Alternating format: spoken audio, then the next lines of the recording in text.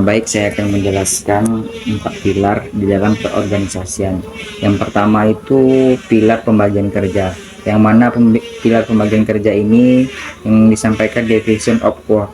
Jadi division of work ini pembagian kerja adalah upaya untuk menyederhanakan dari keseluruhan kegiatan dan pekerjaan yang mana telah disusun dalam proses perencanaan yang mungkin saja bersifat kompleks menjadi lebih sederhana dan spesifik, di mana setiap orang akan ditempatkan dan ditugaskan untuk setiap kegiatan yang sederhana dan spesifik tersebut.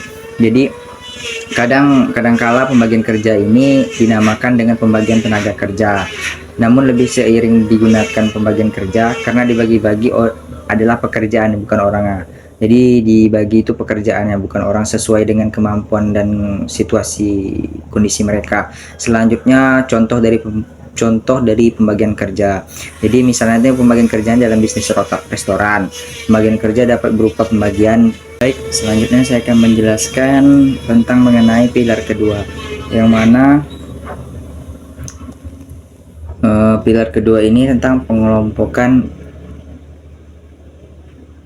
pengelompokan pekerjaan. Jadi pengelompokan pekerjaan, Departmentalization, yaitu setelah pekerjaan dispesifikan, maka kemudian pekerjaan-pekerjaan tersebut dikelompokkan berdasarkan kriteria tertentu yang sejenis. Jadi karakter seseorang tuh yang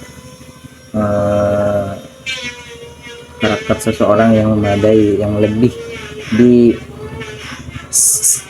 atau bisa dikatakan skill mereka lah yang di situ. Contohnya seseorang ini bekerja di bidang restoran, tapi mereka tuh lebih menggunakan skill mereka itu ada di bagian administrasi, terus bagian pemasakan, pencucian piring dan lain-lain.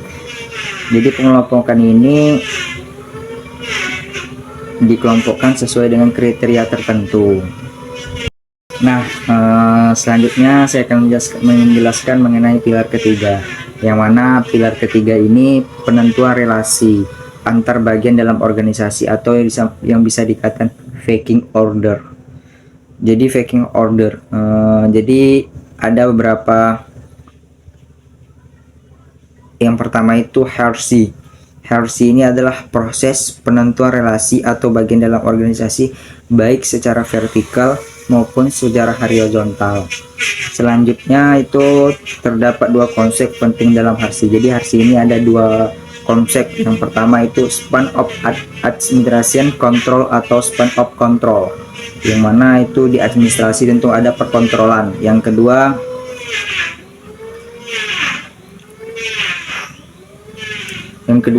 hand of command.